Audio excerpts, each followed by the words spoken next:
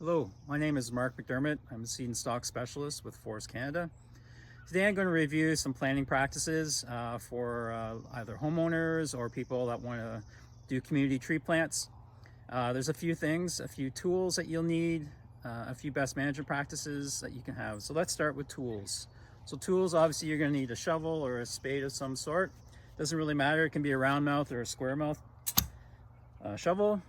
You want to have some safety gloves. I like the kind of the rubber dip ones. Then you can have good grip on material and still have good dexterity. As well as you want to have, if you have some pruners or something, in case there's any dead branches or broken branches that you need to remove from the planting material, or if there is something you need to do with the root system, you need to cut any particular material of that as well. And of course you need the planting stock. So this here is a 2-gallon potted material. A lot of community tree plants or people planting around their homes will have this size of material. This particular species here is white spruce. You can see from, I'll get a little bit closer here, the buds are just starting to lighten up. They haven't started the new growth yet, but they're getting really close. So they're at a fairly succulent stage right now, so you want to be careful when you're handling. You don't want to carry material from the top. You'll break off the buds, and if there is any new growth coming, you'll potentially break that off as well. So you want to carry the pot by the pot itself or at the very base of the tree. Okay, now that we have everything we need to plant the tree, we want to look at where we're going to plant it. So for homeowners, they need to be thinking about how big is this tree going to get when it's mature size. Sometimes we don't think about that. These trees can be quite small when we're planting them, and it's sometimes they get a little bit close to the house or a property line or any kind of existing structure. So it's important to know kind of the size of the tree you're going to get. Again, for the white spruce tree we're planting here, it's potentially going to get 20 feet wide at the base and up to like 60-70 feet tall. So you need to think about if there's any power lines or anything like that as well, or definitely, like I mentioned, offsetting from your fence. So we always want to make sure that we dig a hole a little bit bigger than the tree, so about twice the diameter of what the pot is. So if we put it in place, and then we can dig around just to kind of mark the size of the hole that we're going to dig. Once that's done, we can take the tree out of that spot, and depending on if you have a heavy sod, if you're planting in the grass, you might actually want to remove the sod and not put that back in the hole. If it's really light vegetation with not a lot of grass or weeds, you might actually use that same material to go back in the hole. As I'm digging the hole, I want to remove any soil in it. If it's good dark topsoil, I'll put that off to one side. If I hit any sod, I'll put that to the side as well. When I go down with a shovel, I want to go down fairly straight or on a slight angle, so narrowing in at the bottom. I don't want to go in the hole with making the bottom bigger than the top.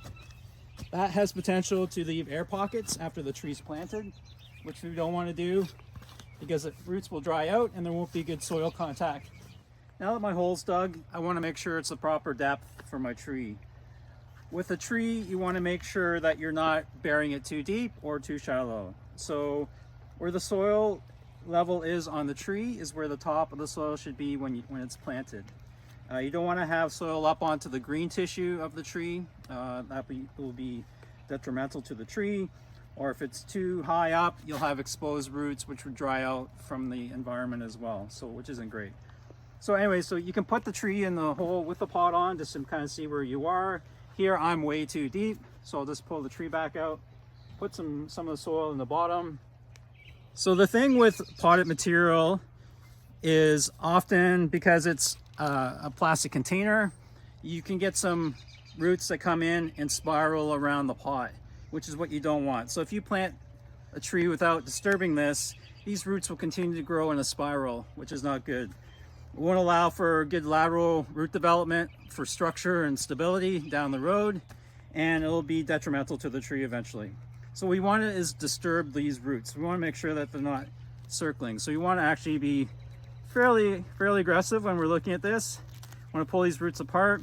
If there's big clumps at the bottom, You can even, you'll be tearing some roots, which is fine. It's better than definitely having roots that are going to continue to encircle.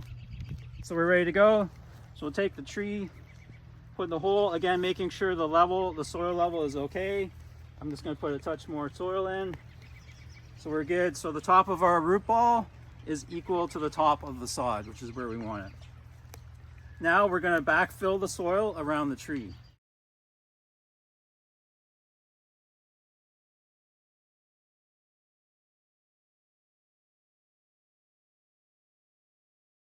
Next, you want to just make sure the tree is nice and straight. This one's up. And we actually want to use our shoe or our boot to firm the soil in around the roots. We want to make sure there's really good root to soil contact for those roots to get out and established, and to get anchored and to get growing immediately. All right, so the tree's in, but I'm still missing a little bit of soil. There's still I probably need about another inch or two of soil. So what I'll do is I'll just take the sod that I pulled out, and there's still quite a bit of soil around the roots of the grasses. So I'll loosen that up, and that will provide me with more soil.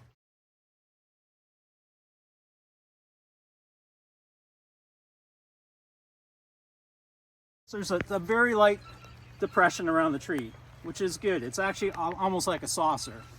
So you prefer to have something that, like a saucer shape, that can actually capture water when it rains, or when you go to water, it'll stay around the tree as opposed to running off. So you don't want to have the soil up higher that the water is going to run off away from the tree when you're watering. All right, so we're good. And then we're off to the next tree.